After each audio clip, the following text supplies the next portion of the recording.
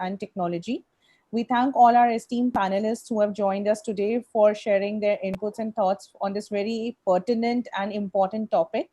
And we will start this session without much ado. I'd like to introduce Mr. Yogesh Andley, who is a board member of the School of Inspired Leadership. He's the chief mentor to the FICCI Startup Science and Technology Initiatives, and he has been an entrepreneur himself, a successful entrepreneur and a founder of Nucleus and Polaris.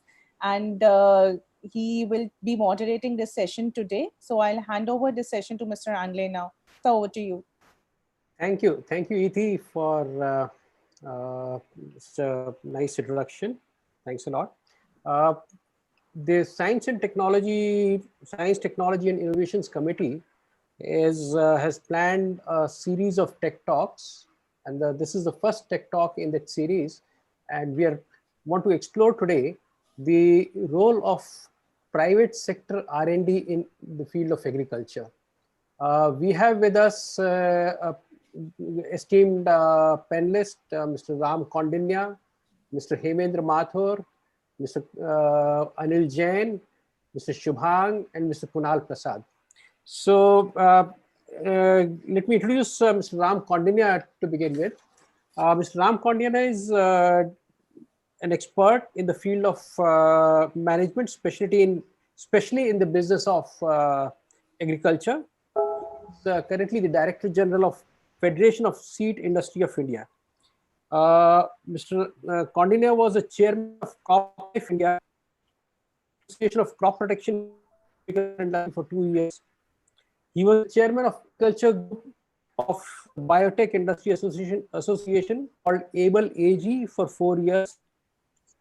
He has been at the forefront of the expansion of biotechnology applications in agriculture in India.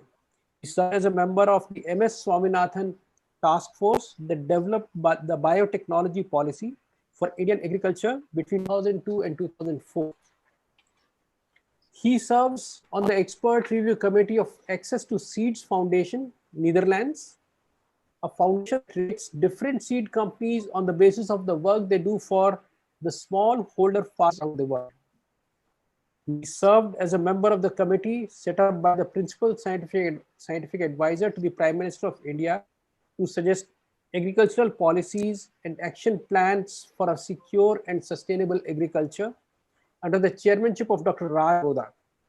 The report is submitted in August 2019. He founded AG, a platform to promote innovation and entrepreneurship in food and agri sectors in 2018. www.thinkag.in is the website.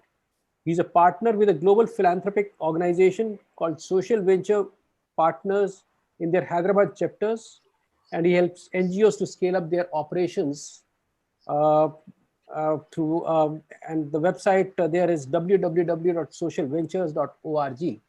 So I'll invite Mr. Ram Kaundinya to share his views. We understand that Mr. Ram and Mr. Hemendra are under a time pressure, and therefore, without much ado, without any long introduction, I will hand over to Mr. Ram and would like request you to share his observations on how he sees the role and the current status of R&D in private sector in agriculture in our country, and what policy interventions do you think would benefit or would accelerate this R&D in private sector in India? Over to you, Mr. Ram. Thank you, sir. Thank you, Ms. Andley, and thanks to FICCI for giving me this opportunity. It is actually very good that we are talking of R&D. I think a country where R&D, we rank quite low on the global index on R&D investments. I think there is a dire need to increase R&D in the country. Agriculture especially calls for more R&D because of certain imperatives that we have today. One is that farmers' yields have stagnated for the last 20 years, more or less. So there is a great need to increase farmers' yields very urgently. This is also one of the formulas we have for improving his incomes. So I think yield improvement is certainly one of the factors, and we need more research and better quality products and more innovative products to improve his yields. We need better use of science and technology to improve yields. The second imperative is climate change. I think it is on us. If we have been denying it so far, at least in this year and last 2 years, it is very clear that the extreme weather conditions we are facing are a result of the climate change, and there is enough evidence to say that there is climate change happening. And every 1 degree increase in the temperatures will reduce yields by 20 to 30% in the next few decades. So I think there is a great need to work on climate resilient crops, which will actually protect the farmer and also protect our food security and nutritional security. So these two I will quote as imperatives for increasing research spend in the country. There are plenty of opportunities. I think government wants to reach $100 billion worth of agricultural exports. Currently, we're at about $40 billion. I would say that we should be able to do even more than $100 billion. And this calls for quality of produce. This calls for certain pesticide residue-free exports and various kinds of other things for which we need research investments. Quality and value-added exports. Currently, our value-added exports are only 15% of our total exports of agricultural produce. There is a target to take it up to 40% in the next 5-6 years. But even if we reach 30%, I think it will be a great addition to the value of the export that we are doing. That is another area, and that will also need a lot of research investment. Increasing income levels and awareness levels calls for safer food, and food quality and food safety is becoming more and more important. There also you need research expenditure, investments. Emphasis on nutrition and immunity has gone up in the recent past, especially after COVID. So I think that also throws up a lot of opportunities for more research investments. The current status of research in agricultural input industry, and I will talk more about input industry. Seed technology, if we take, which is the crux of the most important input, which delivers genetic potential to the farmer. Currently, we spend hardly 3 to 4% of revenue on seed research in the private industry, which is much below global standards of 10 to 12%. I think there is a great need to increase research investments in seed technology, but it calls for certain supportive policy environment. I will talk about that. The second one is biotechnology. Biotechnology is an area where a lot of work is done, let's say, is done outside the country, primarily because they started earlier than us. I think that is the main reason, not because we can't do better. I think they started earlier, and also they do it on a much bigger scale than what we can do or what we are doing currently. I think the level of investment required in biotechnology is quite high. And that much investment, that size and that scale of investment and facilities we are not having in India currently. I think biotechnology is an area for growth for future, primarily because they can deliver certain solutions which traditional plant breeding cannot deliver in terms of precision and timeliness, speed of delivery. Also, biotechnology can give us. When I say biotechnology, I don't mean just GM. GM is, of course, one of them. But there are many non-GM methods of biotech applications like molecular markers, and the latest is gene editing technology, for which the Nobel Prize was given just 2 weeks back to the two ladies on either side of the Atlantic. I think that is a great recognition for the potential and power of this technology to transform agriculture, and we must invest heavily into this. I think this is something which is non-GM in nature, and it is very transformative in its potential applications. So I think there is also something on which we need to, research is done by the government through public institutions in India. Research is also done by private industry in India. I think there is a great need for a collaborative approach on some of these things, because we tend to make our research very fragmented. Because everybody sets up a lab, everybody sets up a research center, and we have 100 labs with 1 crore budget each. But instead, if you have one lab with 100 crores budget, it will produce better results. So I think this is something, the size aspect, the scale aspect we need. Actually, that is what we miss in India. Even in the government system, each organization has its own biotech lab, and it's of no use actually. So I think even in private industry, when we run our industry, we always talk about this, that for each company, there will be the best biotech lab will be only one in the world. They will not have biotech labs all over the world. I think the scale and that size is, and because that level of investment is very important. So I think that is another area we need to look at.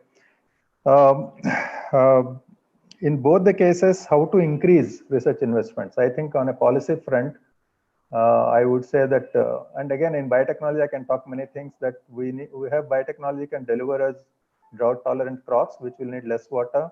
They can deliver less use of fertilizers and protect soils. That is possible through biotechnology. They can give us better quality output, which are called output traits. We can get better quality with better traits in the output. All this is possible in both GM and non-GM methods. I think we need to select what suits us and what is required by us, and that focus and strategic approach is very important. On the policy front, I would say that there should be, on biotech front, definitely there should be clarity of policy. There should be regulatory policy must be very clear, supportive, science-based, and predictable. I think that is something which we do have a policy on paper, but I think in actual implementation, it has become very politicized, and then the final decision is taken by the politician, not by the scientists. The scientific body, GAC, was made into only an assessment body and not an approval body. So that is something which we have to set right. Second thing is that 3 different technologies are waiting for approval for the last 10 years, BT brinjal, GM mustard, and HT BT cotton. There is a lot of demand for GM mustard because we import 70,000 crores worth of edible oils. I think there is a need for increasing oilseeds production and edible oil production. So there is a definite case for introducing GM mustard to improve yields. Similarly, we should find other technologies to improve soybean yields, and because soybean and mustard are the 2 largest grown oilseed crops in India, both around 8 to 10 million hectares each. So I think we need to use modern technologies in that. So biotech policy must facilitate such a thing. It should also take into account the emerging trends like labor shortage, water shortage, and soils getting depleted. And biotechnology can address all these issues.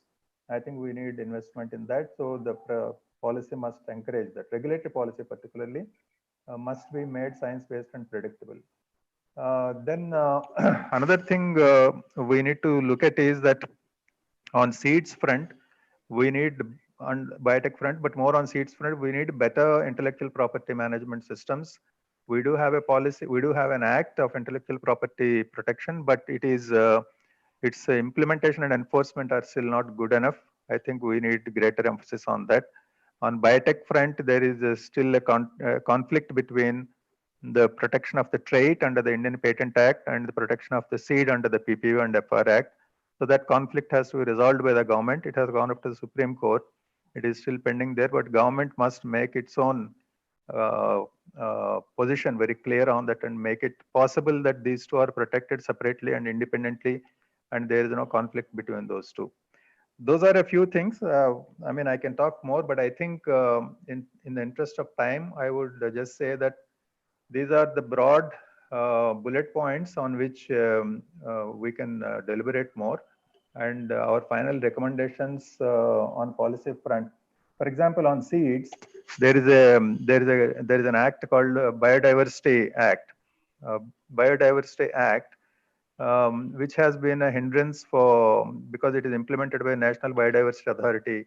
So this needs to be resolved because a lot of crops which are under their command right now, there is a system of ABS, what is called Access Benefit Sharing System, which needs to be also properly set right.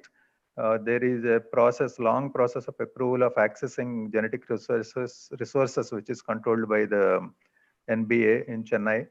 And according to the new International Treaty of Plant Genetic Resources for Food and Agriculture, this under Annexure 1, these things should have moved to the Ministry of Agriculture. So these are all very minor things, but they have major impact on the way research is done in the country and the confidence, because research at the end of the day is a reflection of the confidence that the company has on the policy and the economy and the future. Because the research is about future, more investments will come if people feel comfortable and confident about the future policy, consistency of the policy, and ease of doing business is also very important in this. So those are a few high-level points. I think that should be enough for the moment. Yeah, thank you very much. Thank you. That you've given us a long list of issues to ponder on and discuss. And definitely we'll come back to you. We'll set up separate sessions with you to have much longer, much detailed discussions on these topics. I know you are under time pressure, and so is Mr. Hemendra. So, Mr. Hemendra, may I just briefly introduce you by one line? So, Hemendra is very, very deeply involved in agri-tech and digital agriculture. And without taking much time, over to you, Hemendra, so that you can make the best use of whatever time you can give us. Thank you, Yogesh ji, and thanks, Ram, for some very wonderful insights. Yeah, so I think as Ram mentioned, our investment in R&D, be it in private sector, be it in public sector, I think is very limited, and there's clearly a need to push it at both ends, at the private sector level and public sector level. The question is, how do we prioritize? I think that's extremely important. So let's take 2-3 areas, like you said about digital agriculture. I think that's one area which is emerging very fast.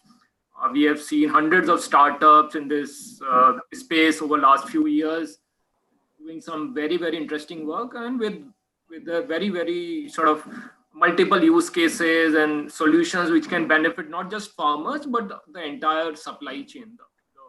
The decision making can become very easy if we start adopting those solutions. I'll tell you the challenge. Most of these startups spend a significant amount of time collecting data. I don't think that is their strength. Their strength lies in sort of slicing, dicing the data and building very interesting predictive models using machine learning, artificial intelligence. So how do we create a strong public data ecosystem? And I think that's where there's a huge role for the state governments, because most of the data when it comes to agriculture, whether whatever we need to get, we need to go to the state governments, right?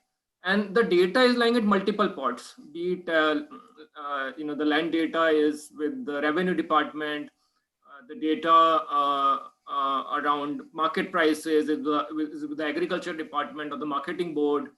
A lot of data which Ram talked about on the new developments in agriculture, R&D, that is with agriculture universities and research stations.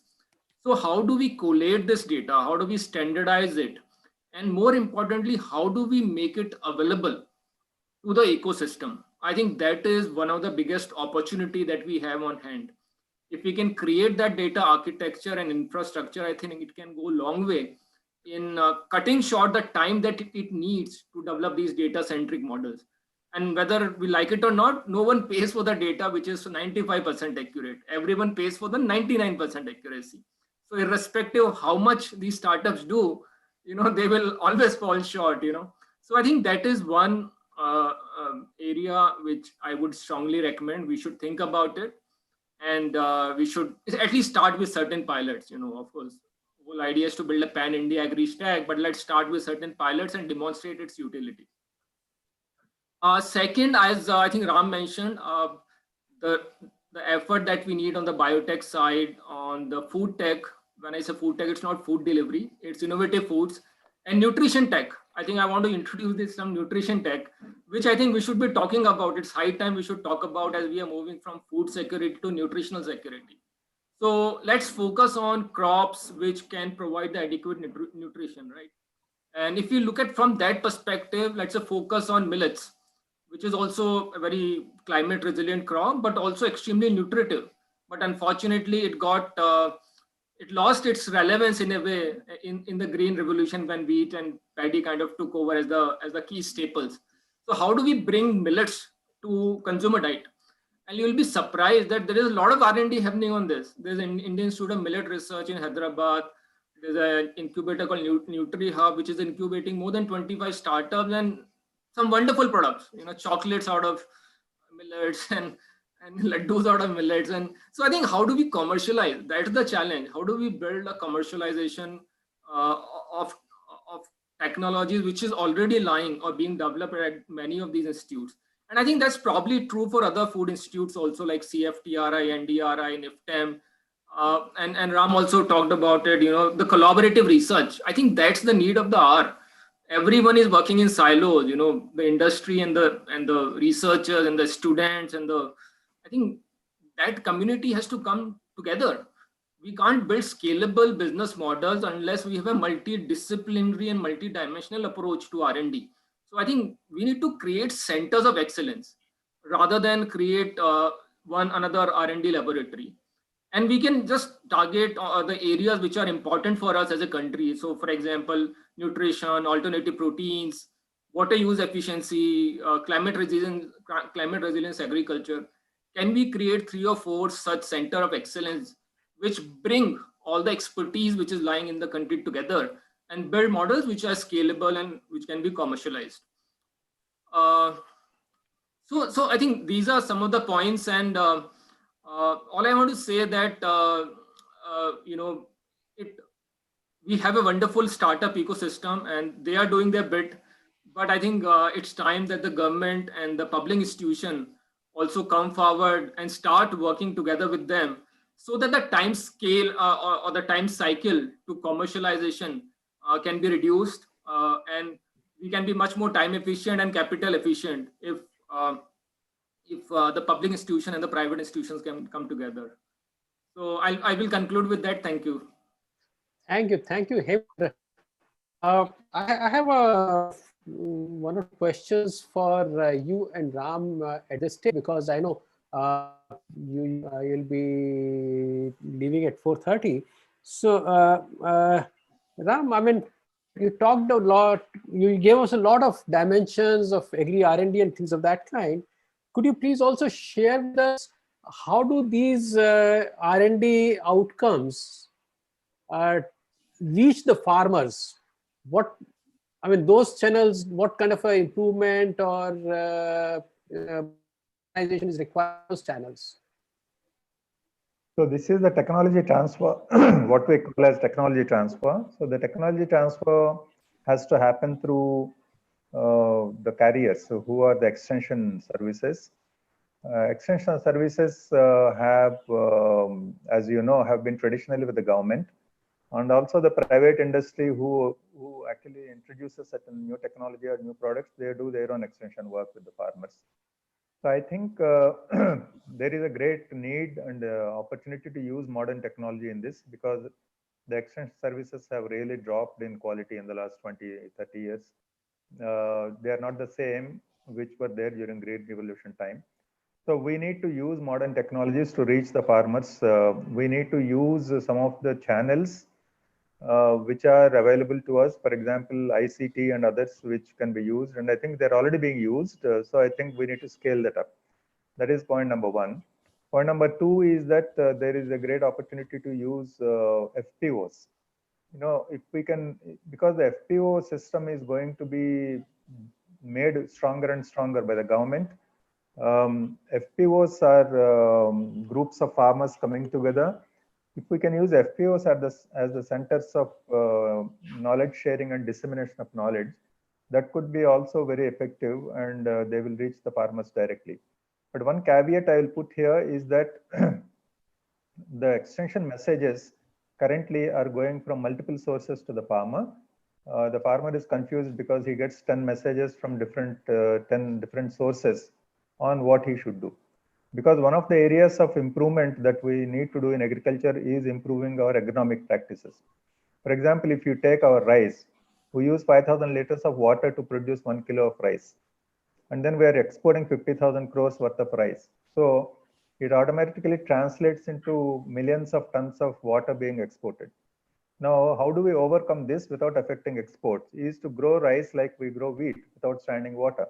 Now, this is an agronomic practice which needs to be popularized among people. Technology is available, products are available, but how do we do that effectively is dependent on how we are able to reach the message to the farmer. and in a way that benefits the farmer, not the company which is actually selling the product. So I think there is a need for harmonization of message at very micro level, at the taluk level or at the village level. There should be an agency to do that, and then that message is then transmitted through different sources. It could be private source, it could be government source, it could be KVKs, it could be ICT, whatever it is. But everybody gives the same message, which is agreed or which is put together by, let's say, university or somebody who knows the technicality of the local requirements. So that would be my suggestion. But I think this is a big challenge actually currently on how do we.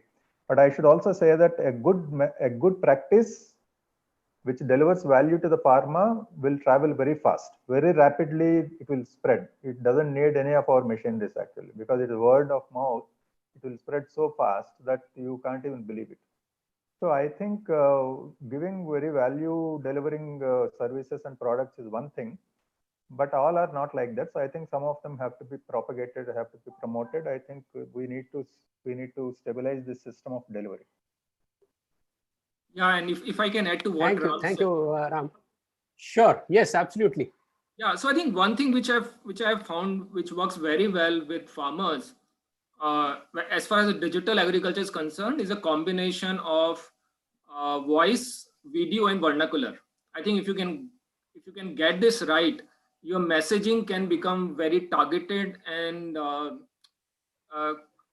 and easy to understand and comprehend for the farmer. So I think that's one way. Of course, we have hundreds of apps now, but I am not a big advocate of an app-based ecosystem. I think farmers are extremely comfortable with WhatsApp, Facebook, and YouTube. I think even using these channels is not a bad idea. But as Ram said, we need to build some validation and credibility. So I think who's giving the advice is extremely important. But I would say there are enough channels now to reach out to farmers. Even on feature phones, farmer can access a lot of data and information. Government has set the target of taking broadband to all 600,000 villages in next few years, I think, which will give big fillip to access to data. So I think we should also see how digital models of reaching out to farmers can be combined with a physical extension model that we have had. And as Ram said, that needs significant improvement. Thank you, Hemant. Thank you, Hemant. Can you give us quickly your views on data protection and data security in this also? Because I know you are under time pressure, leaving in a few minutes. Sorry, come again, Yogesh. Can you views on data security and data protection in this field? Absolutely. No, I think that is extremely important. I think data security, data privacy. But I always say we should look at the trade-offs. You know, a farmer with an average income of $1,500 a year,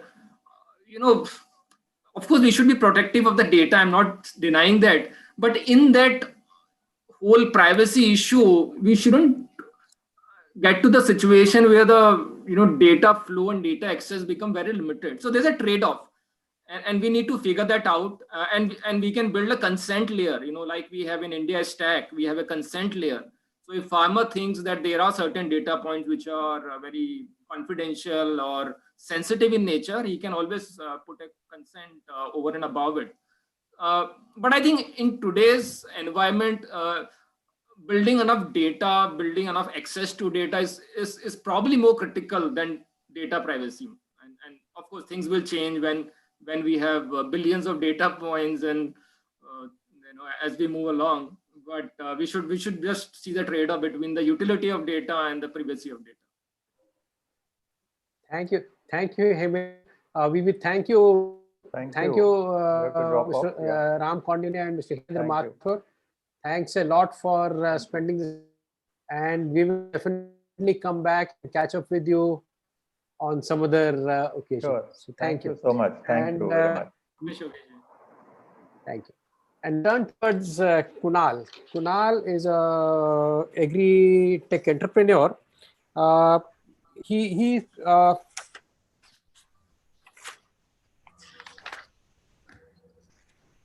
has more than 13 years of experience in technical and management space with substantial work in sales and business development, project management, product and customer experience.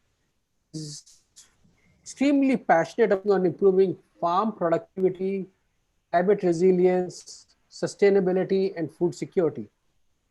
He has extensive experience in working with government bodies, development agencies, cooperatives, and farmers group globally. He believes that farming should be data-driven and collaborative, and so he's on a mission to digitize 20 million farmers by 2022. So thank you, and wishing you the very best in your mission. Kunal, over to you. Would you like to share your views on the state of R&D in private sector R&D in agriculture in India? And what are the best practices and policy interventions that you visualize could be of use or could help accelerate this R&D? Over to you, Kunal. Great. Thanks, Yogesh. And thank you so much for this wonderful opportunity. I think it's a great session where we can actually learn from even the fellow panelists and where we talk about our experiences in our journey. So first of all, I think R&D is one of the most innovative, one of the most important pillars for any organization or for any country. Typically, if you see historically, like the most successful business globally, you talk about there are Apple, there are Amazon, and these are also the companies which are spending the maximum amount of budgets in R&D, which means there is the success of an institution is directly proportional to the amount of investment that they're doing in their R&Ds. And same is the case with the countries, right? So you talk about which country actually does the maximum investment in R&D, it will be coming from US to developed countries like Germany, France, UK, and the likes of them. So I think this is a fact now that for any government or in private sector organization to be successful in their own missions, they have to have a substantial portion of their work focused towards the R&D. Especially in the field of agriculture in R&D, and that's a very emerging field because agriculture in the last 3-4 years have been transforming from their more of the physical way of engagement to more of the digital way of engagement in the current times. And there are a lot of institutions which are investing their time, resources, and knowledge into seeing that how this new data-driven agriculture could be promoted, how it could be, how the data could be leveraged to bring innovative solutions for all the stakeholders together in the ecosystem. Let me give you an example of what we as Cropin are doing from the R&D perspective, being a private sector player. So what we have seen is in the last 2 to 3 years, while data was there available on different platforms, we learned that now satellite data and alternative way of looking at different regions is a very, very critical element. And we build our machine learning and AI models using satellite data to predict areas of land which can be at a plot level, at a region level, at a district level, or the country level. Now, once I did our set of R&Ds, when we productize that and provide solutions, we are able to touch different segments. So for a banking industry, the R&D that we did in using satellite data for crop predictions is giving me the window to engage with the banks and give them the platform where they can actually look at their farmers within the branches and see that which of the farmers are growing what crops, what is the credit worthiness of that particular farmer, and so that they can lend to many more farmers in that particular region. So the outcome of this R&D is that the banks which were lending to say 2,000, 3,000 farmers in the vicinity can actually now lend to double or triple the set of farmers in that. So this is one of the examples of the R&D. Second is the work that we are doing, and that's on one of the largest, global largest insurance project called the Pradhan Mantri Fasal Bima Yojana. And in this project, the government were doing their experiments based on a certain old historical statistical model. And in the last 3 years, the government built up a panel of startups, which then invested their time and effort into building an AI-based model of finding crop cutting experiment optimization and finding the yield of a particular region. Now, as a result of that outcome in the last 3 years, what we have done as a group of couple of startups is we have reduced the number of experiments which were done on the ground to almost 48 to 50%. And now the yields are being estimated without actually doing all of this physical works, which means that this new innovation in R&D can actually help government to provide insurance to many more number of farmers reduce their cost of employing their effective field workers to get those basic level of yield data. And third is to reduce the time of settlement of the insurance claims for the farmers, which are ideally 6 months to a year right now because it goes through multiple channels. And same is the case with many other fields as well. So in the field of agriculture, our R&Ds have really helped us in terms of opening up newer doors in that particular manner. And this is not only in one segment. So if you talk about in the food production segment, if you talk about in the earlier sessions we saw, if we are having innovative biofortified seeds, newer cropping practices, climate smart agriculture, sustainable farming, because now we have to talk about saving water, saving your soil, your land for sustainable farming, and using the best practices so that it is also climate smart, right?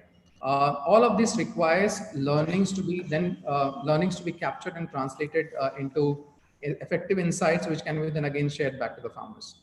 This is happening at an institutional level from as a Cropin. This is what is happening at our level. Now, when I talk about the next phase, like R&D, when we do data-led agriculture, we actually can learn not only from your own set of geography, but from the learnings from different geographies can help each other. In that, what we have seen is currently we are there operating in more than 56 countries. And what we have learned in Africa, how basically mobile monies are how the farmers are able to get easy access to microfinance using application on their phones directly. How without having a smartphone can we communicate to the farmer and take the information back from that particular farmer. How a climate smart program in India, which was done in Bihar and MP, could be leveraged to help even farmers in Africa or Southeast Asia. So when we have data from different places globally, the learnings can combine together and give value for all of the farmers which are engaged in your particular project sets. The third part is in terms of policy, and I think that's very important because when we as technology companies are investing our time and resource, the biggest cost for us in terms of doing our work is basically to capture data. And for any machine learning and AI, the most important ingredient is data. And data capturing is a huge cost. To capture a farmer's data, it may cost you around $10 to $15. And if you are talking about building a model for at least 100,000 farmers, then that's the size of cost that it entails. But the government on the other side has a lot of access to this important data. They have their digital land records digitized. They have the soil data, which is mapped and those information available. They have the satellite data, which is available at a much higher level of precision. So if these data sets can be opened for private sectors to come and participate, then a much larger value could be created for the farmers in different ways of the startups and players coming and servicing those set of farmers.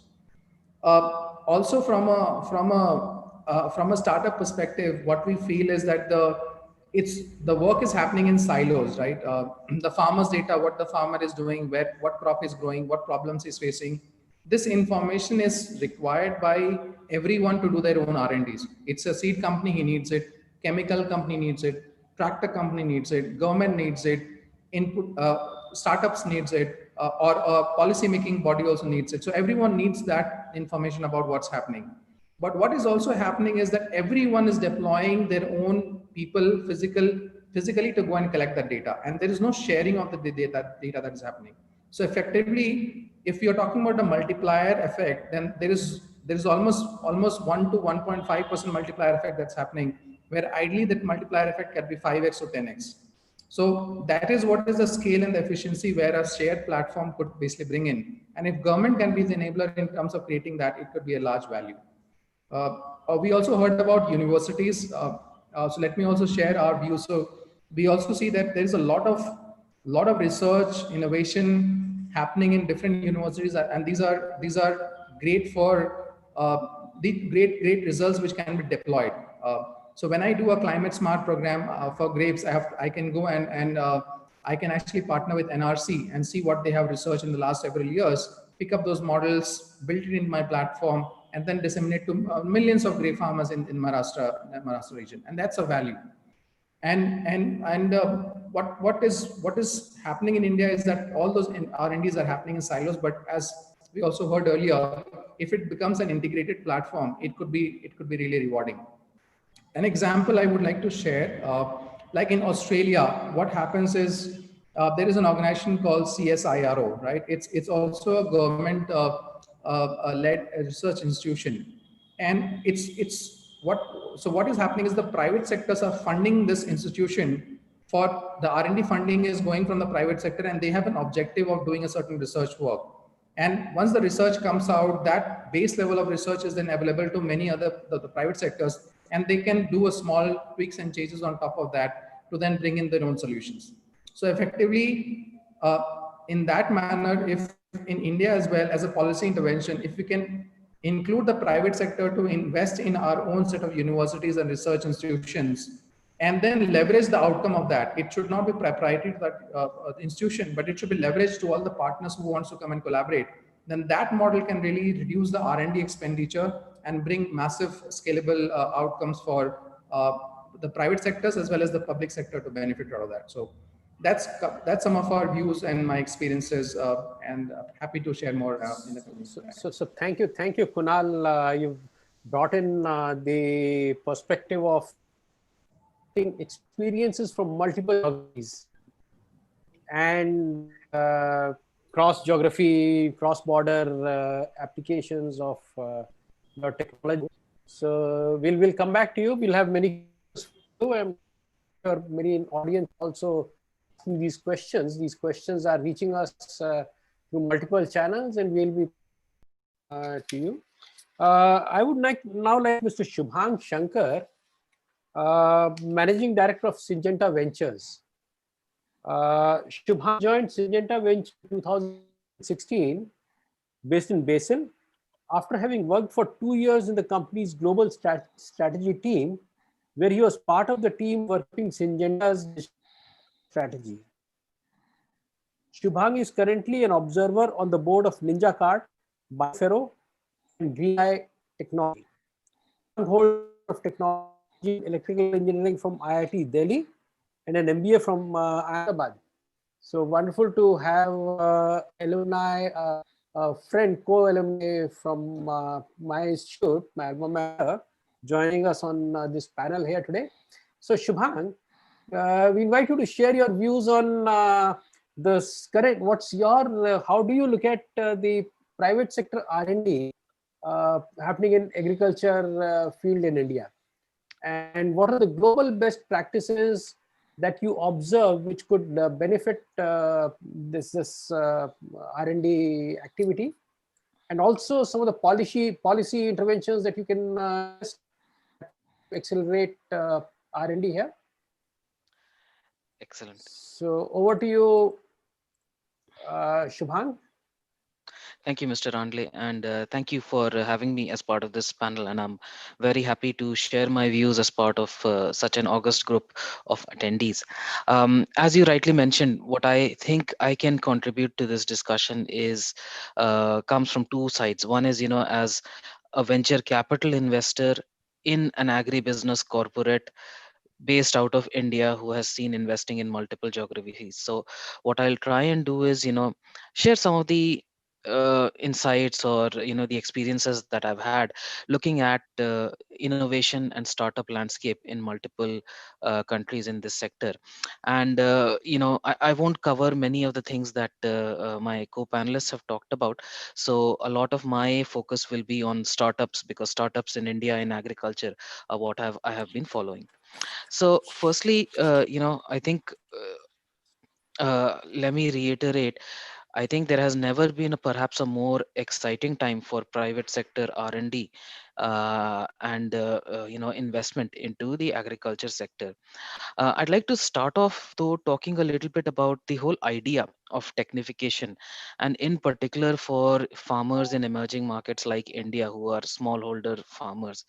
So I think the benefits of applying technology will require certain non-technical, non-R&D driven factors, which have to do with security of market access, security of prices, security of input supplies.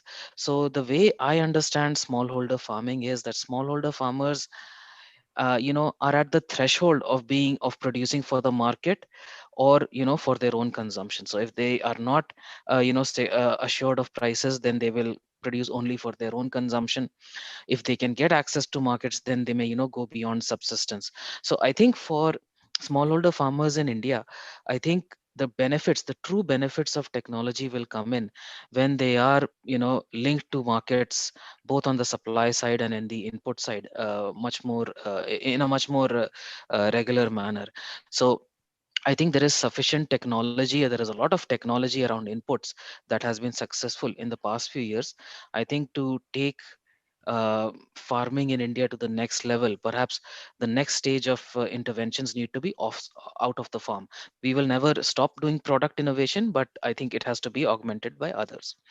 Now that I've spoken about innovation, maybe I'll just take a few minutes to talk about how I see innovation in agriculture. And I see innovation in agriculture coming from two ways. One is the incumbent industry, the players like us, international agri input players, or more regional or Indian agri input players. Our model is very much focused around product R&D. So we do a lot of centralized research, and we try and produce products, either chemicals or inputs, or seeds or fertilizers, which we think will operate in multiple contexts. Yes, we do have some level of customization for different markets, different environmental regions, but we very much focus on innovation for large averages, or the large segments of farmers.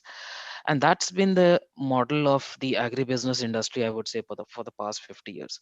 What the incumbent industry doesn't do very well, in my experience, is create markets or market development or invest in markets. It happens on a sporadic basis. It happens as almost an afterthought. But at least when I look at our own industry, we spend billions of dollars and significant percentages of our revenue on R&D, but we invest very little on the market development side. And that is where I think there is one more role for private capital, that they could come in and create the market that would address some of the gaps and challenges that we see in the sector. And then I will come to the last bit, and I'm happy to go into more details, which is around startups.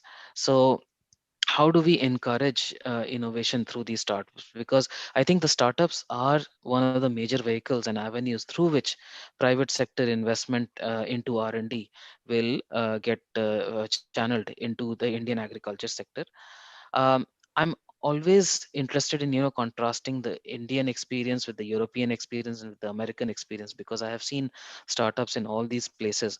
I think one of the best things that can happen for startups is, you know rather than thinking of positive regulation, or what can we do to help them, uh, it's perhaps better to think about how do we remove negative regulations. So it's very difficult to tell startups, or to create policies which help them in what they do, but it is much more easier and much more beneficial, in my view, to remove complexity, and complexity around the way the startup landscape operates. So can we make it easier for a bunch of young people to establish a new company, create a startup?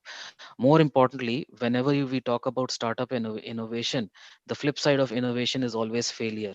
So the really great countries when it comes to innovation ecosystems are those that make the costs of failure very low, and we make are very much at ease with the idea of companies failing. So can we make it easy for companies to go out of business? Can we simplify bankruptcy laws? Can we simplify the administrative requirements that startups have? And other startup CEOs can talk more about it. So that's a little bit about where I would leave the topic. What I think works very much in India's favor, though, is the integrated market. I mean, India is a market of massive scale. When I look at many of the startups in Europe, what they struggle with is that their home markets are very small. I mean, Europe is full of 5, 10, 20, 25 million people countries, and here there aren't so many farmers. So very quickly any startup that emerges from this region has to think about how they will sell in a new market, new economic, new legal and regulatory landscape. What I think is really, really a positive for the Indian entrepreneur is the fact that we have a single unified market, not completely unified, not completely bereft of challenges to scaling up, but I think the idea to help them scale is exactly along those lines. Make it easier for startups to move from one state to another, make it easier for them to expand operations. And that's where I'll leave my initial thoughts, focusing mainly on startups. Thank you, Shubhang. We'll come back to you. We audience, there are many questions which are coming in to us from the audience. They are posting these questions on YouTube channels, and we will come back to you. And I would like to now invite Mr. Anil Jain. Mr. Anil Jain has 34 years experience in the crop protection industry. He has worked extensively to promote sustainable modern plant protection practices for the small and fragmented Indian farm holdings. He was chairman of CropLife India. So, Mr. Anil Jain, I will invite you to share your views on the topic of the day, which is agri R&D in private sector in India. Mr. Anil Jain. Thanks, Yogesh. Thanks a lot. It's a pleasure to join you on this Wiki platform and share my thoughts. I must say that some of my points are overlapping with what Ram has already mentioned, and therefore I may look at extension of some of these points rather than repeating them. So I think to start with, the well-known fact is that R&D in India still remains very low, much lower than what we would like it to be. And this remains a big question: why R&D is not higher, why it's not reaching the level it is required to. Let me share 2 points on this. The first point, of course, I would say is already picked by Ram. He said scale and the IP protection. I very much support this, because for a R&D investment to happen, especially in the private sector, it has to happen where they have sufficient scale. I think Shubhang mentioned a very good point that we have an advantage of a very large domestic market. So that provides one potential element of the scale part, but we still have very small investment happening in R&D, very small enterprises. So these need to grow, and I may, at the risk of being not very political, I may say that, for decades we have talked about small is good, small scale industry, which is fine. I mean, there's nothing wrong in that, but we should have something which actually provides a motivation for people to do long-term investment at a higher scale. It's a well-known fact, you invest today, and especially working in the agri-input sector, the returns come somewhere in 5th to 10th year of your start of investment. So it requires a bit of positive support why these factors become very important. So that was the scale issue. The issue on the IP, I think very important. We have an IP regime. It supports patents, but we have another aspect of this where I would say we may be lagging. And this is to explain that while India needs new R&D, it's not necessary that we have to create the new R&D. I mean, there's a lot of R&D if we are able to adopt that to the Indian conditions. We can create products and create technology which is even more suitable for the Indian conditions. So the adoptive technology, the adoptive R&D, maybe investment may be not as much as in the basic R&D. However, if there is no protection for the adoptive technology, it actually becomes a disincentive for a company to invest.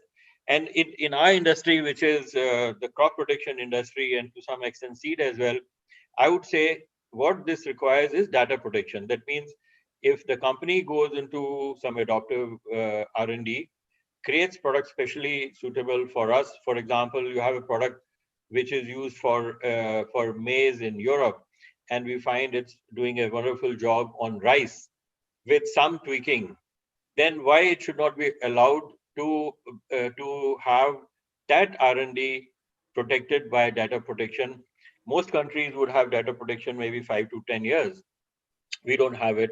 It's still a debate. So combining this, I would say extending this issue on why R&D remains a bit low. Let me pick up one basic point as well. It's definitely an area which requires strong support of a government, whether it's in terms of tax concession, in terms of subsidizing the investments. What I understand from our finance experts, that government of India did have tax concessions, but it possibly is going to expire this year.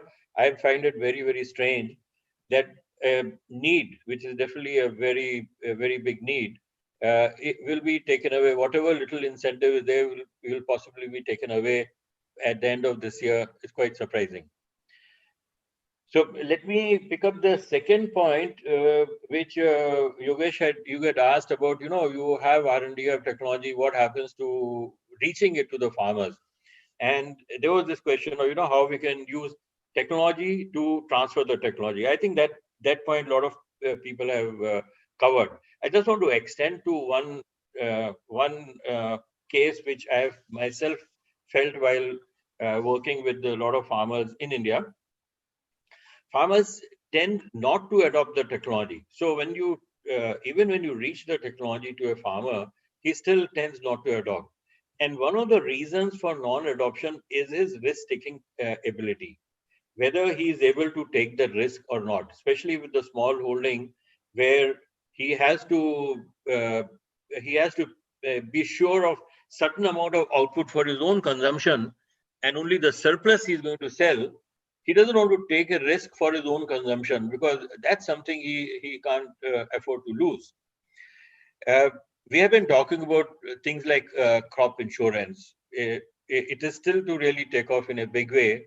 But combining, there was a discussion I had recently where an insurance company was willing to combine with an input company to provide insurance for their new products, not only new, even the older ones. But there's a lot of scope to cover this area, including points which I don't want to repeat, like creating FPOs, creating more credibility to the recommendations. But let's look at the root cause. The root cause is the ability of the farmer to take a risk, cover that risk, so that he's able to adopt the technology. I think I have myself seen a lot of improvement in how communication reaches the farmers. The simple element, not even a smartphone, the simple mobile phone has made it possible for the farmer to get a lot more access to information. Though we will definitely like it to be much more, but technology really helps in that. Related point with this is another point on adoption of technology is, I have seen farms in India which can compare with the best in Europe and USA in how they use technology. And of course, there are millions of farmers who would be not even using the most basic technologies.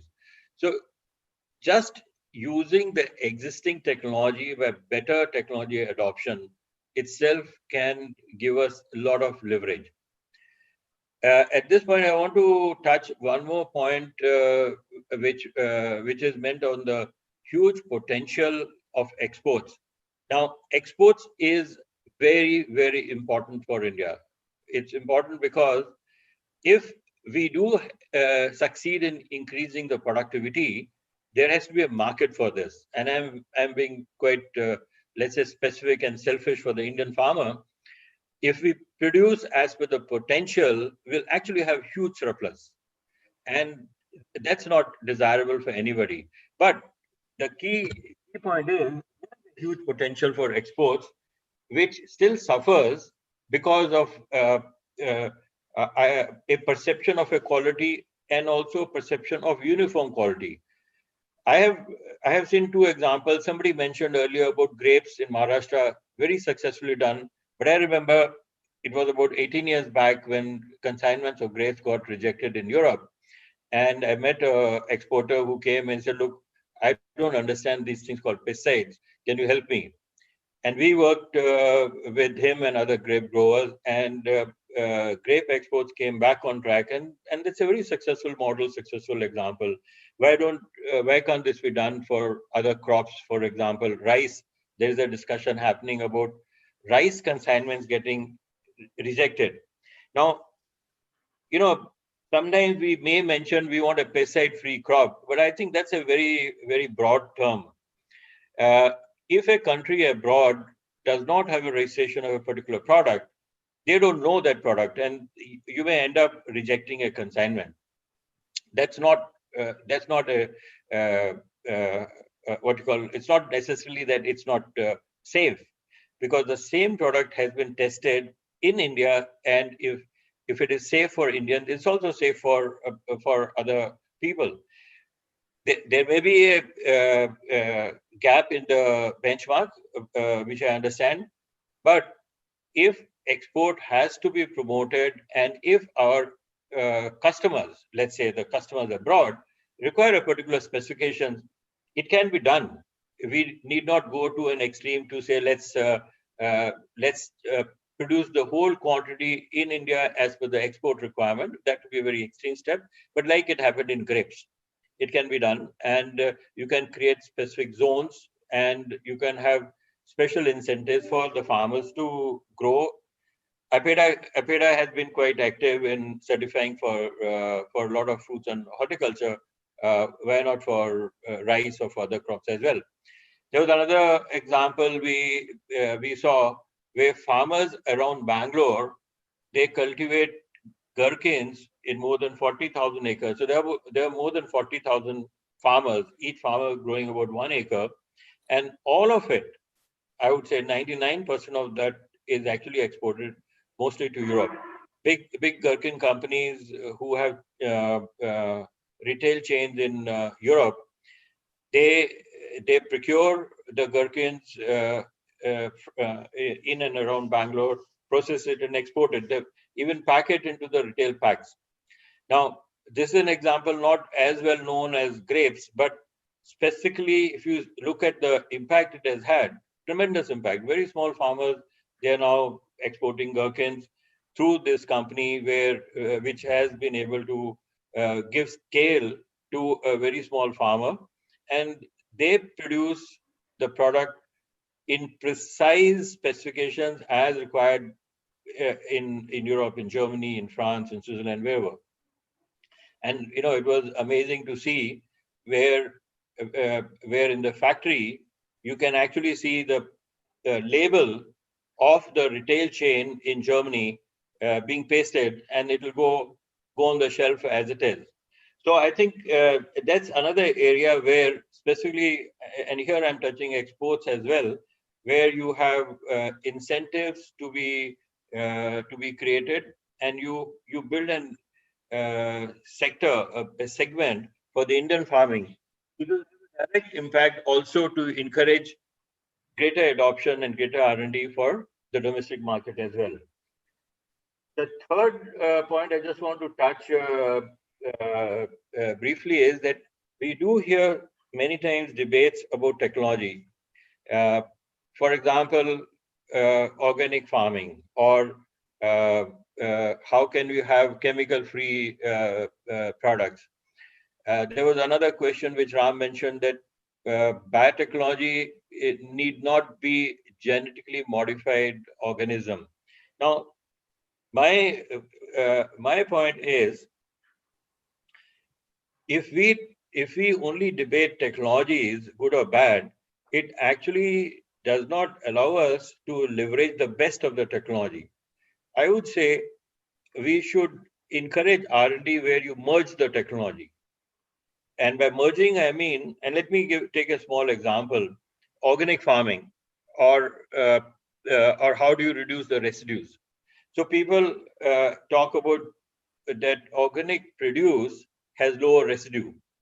Now, all experts would tell that the residue comes from what is used towards the end of the crop. And I have seen data where you can actually use safe pesticides in the beginning and the middle, and top of the crop cycle with some organic products in the end, and you have a final produce which is absolutely similar to what would be in case of a no chemical usage produce. Now, this is a very easy, very simple example, but I would feel that there are a lot more ways where one should work with merging technology, especially if you go across seed, pesticides, fertilizers, and see how can R&D merge technologies to really help farmers to produce the best produce, also get him a most profitable produce. You know, we talk a lot about doubling farmers' income, and I'm actually very happy that that's a goal with the Indian government. But for the first time, when this hit my head was about 10 years back, when in a meeting, one farmer leader said, "All of you guys only talk about producing more. You know, use technology to produce more. Why don't you talk about more income for us farmers? Ultimately, we want a higher income." And I always think about him whenever I talk about technology and its adoption, that how will the customer, the farmer, actually get more income out of this?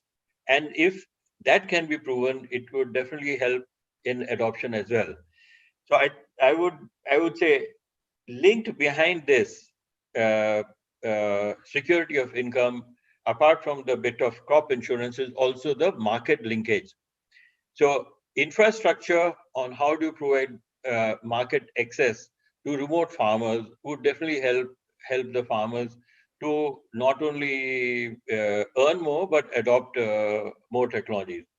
So coming back, I would just round up by saying that we should encourage R&D with definitely from better policy from the government, encourage adoptive R&D, which may be more suitable for India, provide protection and incentive for companies who indulge in that, and the goal of the private sector is actually in a way aligned with the government's goal to look at the farmer's income, because they are the customers, and if the farmer earns, obviously the private sector gets a very direct benefit of his prosperity.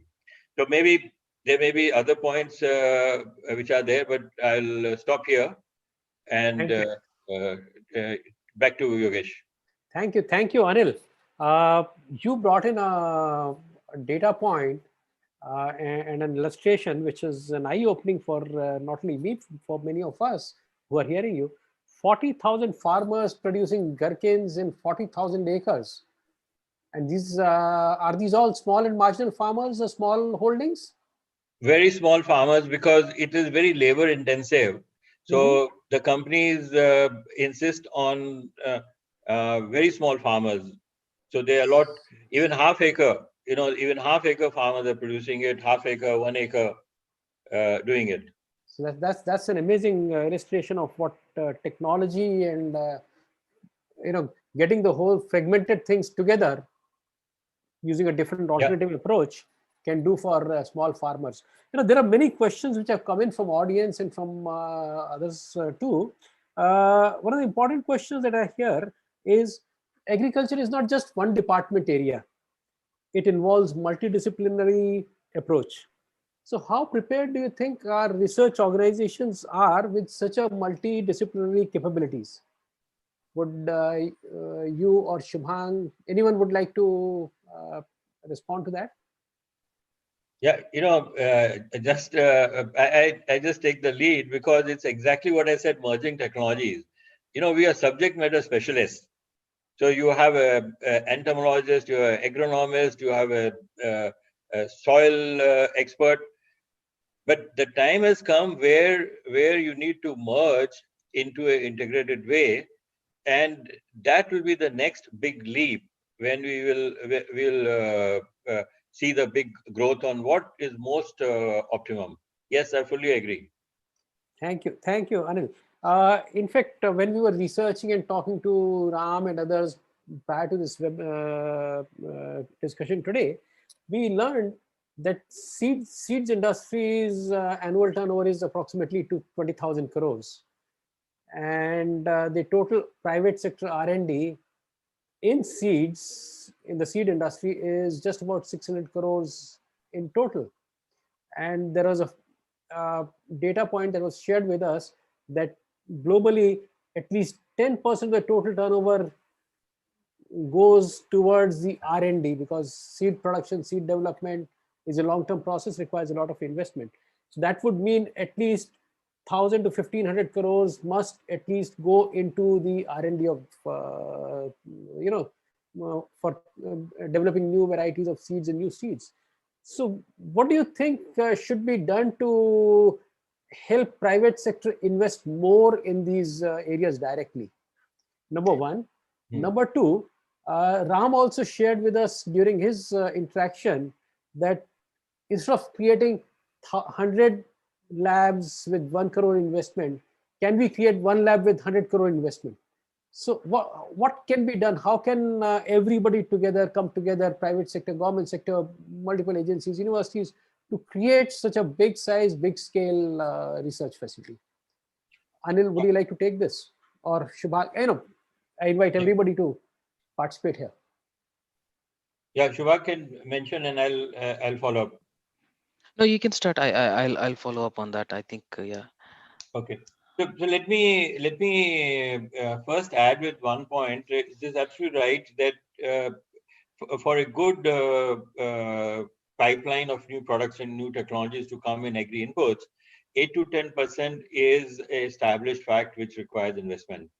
The good point again is that since I have seen over almost 40 years our industry in India, even the Indian companies, the mid-sized Indian companies, realize the importance of R&D, and they're investing in their own way, maybe based on their ability to invest.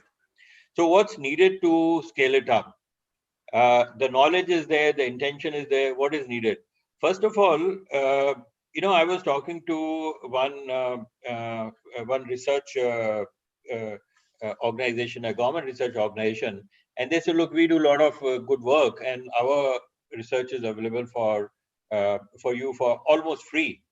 Now, when a company wants to take the R&D from a government lab, they will still have to invest a lot for 3 to 5 years to scale it up. First 3 years, you hardly have any sizable revenue, and then it has the investment of 4 or 5 years. Now, the point which a company would hesitate is that what's my freedom to operate for at least 5 years, where I can invest freely in the market, to develop the market, to develop the new practices with the farmers, and then reap the benefits of my investment henceforth. So again, it's coming back to this issue of IP and scale, and therefore I go to the recommendation that first of all, for higher investment, there should be a clear incentive which allows a direct benefit in the current year for the company. It could be tax benefits, it could be incentives on terms of the sales tax they pay, the GST. Those could be a direct benefit they get. And the second should be how the R&D, which is not patented, can still be protected with data protection. As I said, data protection across countries is a country-specific issue, unlike patent, which is 20 years all over in most of the world. Data protection varies from 5 years to 10 years.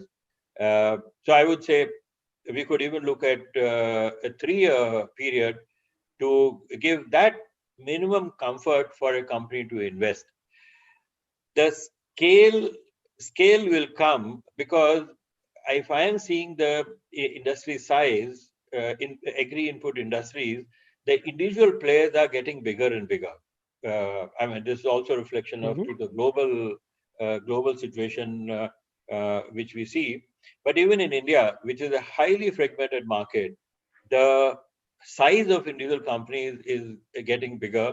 So provided these incentives, the companies will definitely be able to grow. Yeah, thanks. Thank you. Shubhang, would you like to add? Yes, maybe just, all the points that Mr. Jain mentioned are absolutely valid. I think in terms of, investing in research, especially around seeds, around breeding programs, I mean, first thing, it takes at least 8, if not more years to bring a seed variety into the market. You have to undergo multiple breeding programs, etc. And what we have always faced as a strategic choice is that yes, we could invest in developing a particular seed for a crop. We could invest in using different kinds of tools, but is the payoff at the end of it there from a returns perspective for the company? And there are multiple reasons for that. The economics of each and every crop are different. Some crops are let's say more politically vulnerable because governments around the world want to use them for food security, so you can't make them completely market price driven. Whereas some others, they become more market price driven, and then the private sector can invest because the farmer themselves knows that they will get a good price for this. So I think the situation varies. As a general principle, the more you can allow free market forces to operate even in seeds, the more research will get activated. But I do understand there are political considerations around just how much free market do you want to provide in food. So that's one. The second I would also say is, this is not specific to the Indian industry, but I think the seed industry in general, they have certain favorite crops and certain crops which they neglect, and that situation can change. So for example, in the West, there is this move towards alternative meats and protein substitutes. So all of a sudden, pea, the humble pea crop has become an area of focus. Now companies are trying to see whether they should have pea breeding programs. I mean, a lot of the big companies had stopped any pea breeding activity because they said, it's a marginal crop, it has very low value, not much that we can do. All of a sudden, with one downstream food trend, investments are set up. So I think at the end of the day, the industry will go wherever the market takes it. The less distortion, the more you can encourage investments in seed breeding. So thank you, Shubhang. There's another question, Anil, you may want to address this. What is the future of agrochemicals in India? Bioformulations or bio-based products, acceptance by farmers, and fate of botanical experts and peptides in agriculture production. This question has come to us from the audience. Would you like to? Yes. So, I definitely feel that the agrochemicals will definitely remain and will definitely grow. In fact, the industry has reached a good size already, close to $6 billion if you take the exports, and has the potential to possibly double, largely with the huge amount of exports coming in. Now, the direction for the agrochemical pesticide is that it has to move towards more safer products. So when I see last 20 years, the industry has now got more and more safer products. The Indian regulatory system also has a regular review in which they phase out some of the earlier, more toxic products, and the newer and safer products are brought in. And maybe this needs to accelerate a bit more. It's very similar to our norms for car exhaust, where you had Bharat 1 and now I think Bharat 5 or Bharat 6. So you get better and better or safer cars which are used in the on the roads, and the older one gets phased out. So as far as the bioproducts are concerned, I would feel that bioproducts definitely need to be encouraged more, but not as a not in competition of the pesticides. They should be used as complementary to pesticides, where their efficacy is proven, and where you need to safeguard residue if you're not able to get that required residue. So we talked about a bit about exports as well. Even in India, I would say that there is a niche, there is a customer, there is a market for organic products, and this organic produce would require byproducts.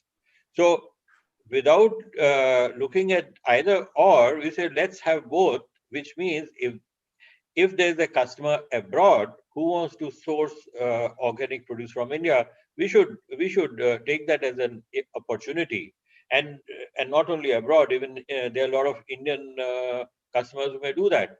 So use that as complementary, but the bioproducts need a lot more work and lot more validation on their yield enhancing capabilities. Thank you. Now, Kunal, here is a question for you. How can there be a higher collaboration between government and startups working in the agri sector? For us, like for startup, at least in the agri sector, the biggest customer is the government, right? Because primarily, if you reach out to the government, be it at the central level or the state level, you would actually have a massive amount of almost 140 million farmers that you would be able to serve. But in case if you're going a B2B route or a B2C route, then you have to go individually to groups of farmers, which could be thousands or tens of thousands, and it becomes like an incremental task for you to work. So obviously for startups, government becomes the biggest customer, and obviously that's also the focus. Now from the government side, what startups would need is obviously the ecosystem, right? So there are a lot of innovations that startups have done, but the overall value will be created when these innovations could reach out to the farmers, right? Which means the government should experiment, and it's not a ready solution. There may be some experimentation, there may be some new innovative things on AI, ML that startups could be exploring, and the government should be ready to take up these innovations to experiment in a way and then make the direction that, okay, this is in the next 3 years is what we want to do. Our insurance project is a reflection, a successful reflection of that, where AI, because AI is a continuous learning, it is not you build a product and it's ready. It has to transform and keep learning to build a credible model.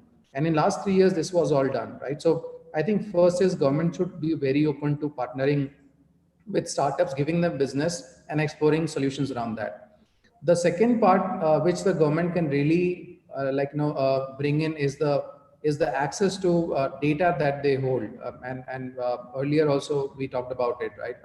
Because for innovation to happen at a much faster pace, data becomes the most critical element, and the government holds a massive amount of data, which could be really the best ingredient for the multiple innovations to happen. Just to give you an example, like satellite data, when we work on satellite data, we use the European Space Agency's satellite data. Why? Because it's all free.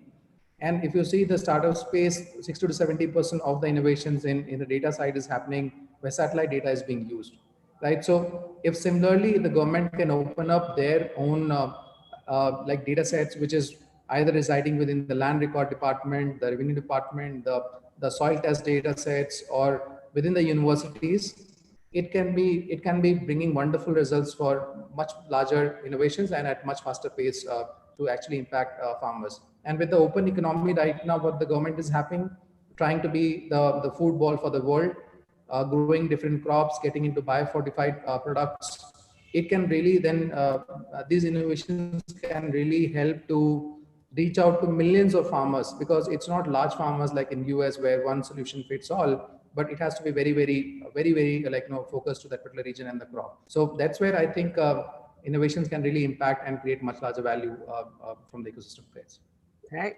Thank you, Kunal. We have many questions pending in our list.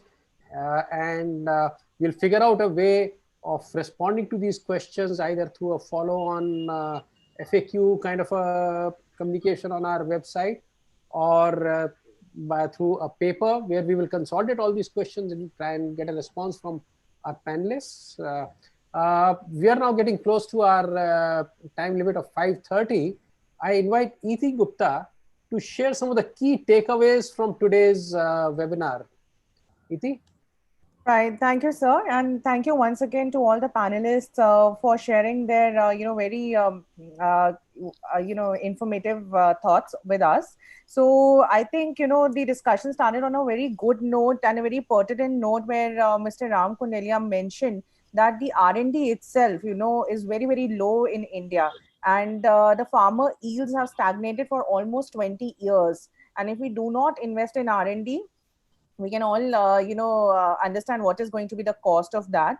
Just to give you an example where he cited again what we just discussed also, that the seed industry, it is just 3 to 4% which goes into R&D as compared to the global standards of 10%. So again, I think he also highlighted the need to invest, in biotechnology, which can lead to long-term transformational returns. So I think, he really set the context very well for this discussion. And then Mr. Hemendra Mathur brought in a new, different perspective on digital innovations, and where he also spoke about how we need higher collaboration between academia, industry, startups, and the government. So we understand from him that, he quoted a lot of food-based labs such as DFRL, CFTRI, where R&D is not the problem. The R&D is happening, but that fundamental research is not getting converting into translational research. So what we can do to up the commercialization level of these technologies. And then, I think Kunal again spoke for his first-hand experience, where again, he brought a very important point of data, how much time and how much cost. I think Kunal mentioned that $15, it's approximately $15 that goes per farmer to collect that data. So, and the government already has so much data available. So how we can, collaborate further with the government and see, how if they can provide access to these startups and save that cost for Indian startups. So I think he also made a very, very pertinent point there. And of course, Shubhang, spoke both from an industry's perspective because he's part of Syngenta, and at the same time, he brought in the startup aspect. And I think, this whole discussion to take the farming to the next level, he made a very good point. To take the farming to the next level, we need to move beyond farm. So I think that's a key takeaway, at least for me. And then Mr. Anil Jain also, spoke about scale and IP, how it is very, very important for us to ensure that, the technologies that say Shubhang spoke about or Kunal spoke about, they get adopted, by farmers at the local level. How do we increase that risk appetite by, providing them insurance facilities, we're providing them export markets, we're creating newer avenues for them to earn revenues. So I think overall, we got very different perspectives from all our speakers. And, with this, I would, kind of summarize this discussion here. And as you mentioned, Mr. Anle, we will be, putting together a policy paper. And, before it goes out, we will, of course, come back to this group and show it to them once again for their inputs. And I'll hand over to you, Baksa. I think you're muted, sir. I now invite Abhay to propose a vote of thanks because we are just at 5:30. Abhay. Thank you, sir. So on behalf of FICCI, I express my gratitude to all the speakers for sharing their insights on how technology innovation and R&D can help us transform agriculture sector, leading to food security and surplus for exports even. It was an absolute pleasure to host all of you, and a special thanks to you, sir, for the moderation. And I'm thankful to all the participants for attending this webinar. I just wanted to share that we would be continuing with this FICCI Tech Talk series, and across different sectors. We would request all of you to join us and keep tuned to this FICCI Tech Talk series. That's all from my end, and good evening to all of you. Stay safe And again, a big thanks to all the panelists and the moderator. Thank you. Thank you very much for joining us today. Thank you. Thank you. Have a nice day. Bye.